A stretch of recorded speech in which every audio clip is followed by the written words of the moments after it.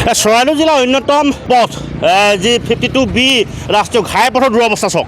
মই এতিয়া উপস্থিত আছোঁ সাপেখাতী চাৰিআলি মাজমজিয়াত আৰু মাজমজিয়াদি পাৰ হৈ যোৱা যে অৰুণাচলৰ লংডিং আৰু অৰুণাচলৰ ইটানগৰ সংযোগী অসমৰ সোঁমাজে যোৱা এই 52B যি ৰাষ্ট্ৰীয় ঘাইপথৰ দুৰৱস্থা চাওক। এনেদৰে আচলতে যাতনা ভুগি যি চৰাইদেউ জিলাবাসীয়ে যাতায়াত কৰিবলগীয়া হৈছে। ডিব্ৰুগড়ে হওক বা অন্যান্য বিভিন্ন স্থানলৈ যাবলৈ হওক এনেদৰে এইটো পথৰ ওপৰি তেওঁলোকে যাতায়াত কৰিবলগীয়া হৈছে। আৰু এয়া মই দৃশ্য দেখাইছোঁ, এয়া হৈছে সাপেখাতী চাৰিআলি মাজমজিয়া দৃশ্য। এজাক বৰষুণতো আচলতে এনেদৰে দ গাঁতসমূহত পানীৰ সৃষ্টি হয় আৰু এয়া দৃশ্য দেখাইছোঁ।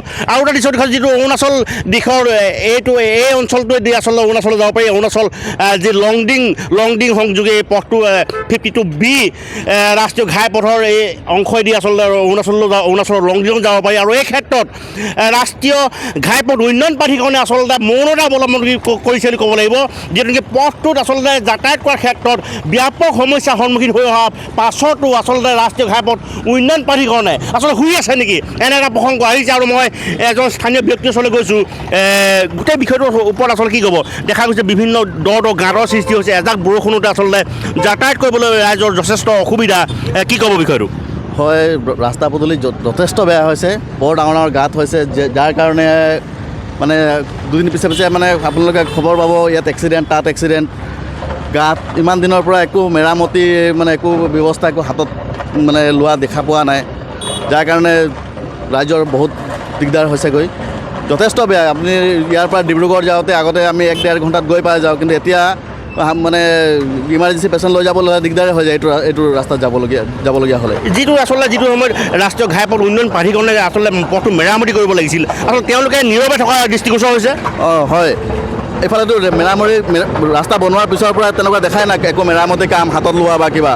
এই চাৰিআলিডোখৰ দেখিছে ইমান দ হেৰি হৈ যায়, গাঁত হৈ যায়, গোটেই পানী, যাৰ কাৰণে ধৰক আপোনাৰ স্কুলীয়া ল'ৰা ছোৱালী যোৱাটো যথেষ্ট অসুবিধা হয়, মানুহৰ যোৱা অহা যথেষ্ট অসুবিধা হয়।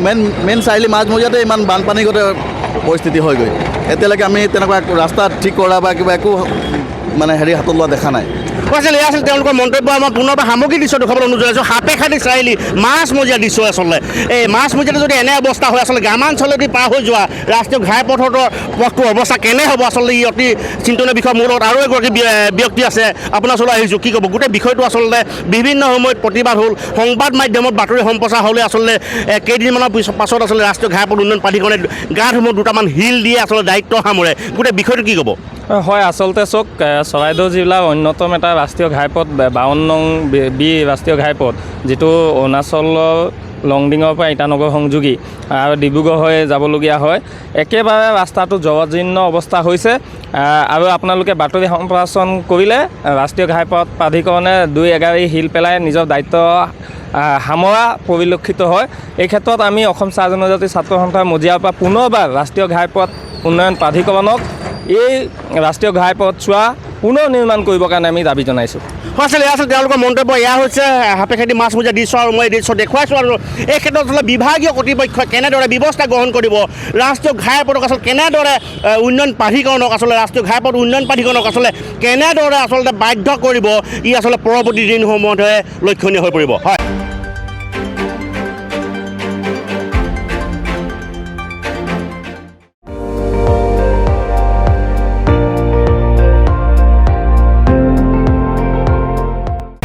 আপুনি চাই আছে ND24, সৰ্বশ্ৰেষ্ঠ নহয় সৰ্বোত্তমৰ দৌৰত।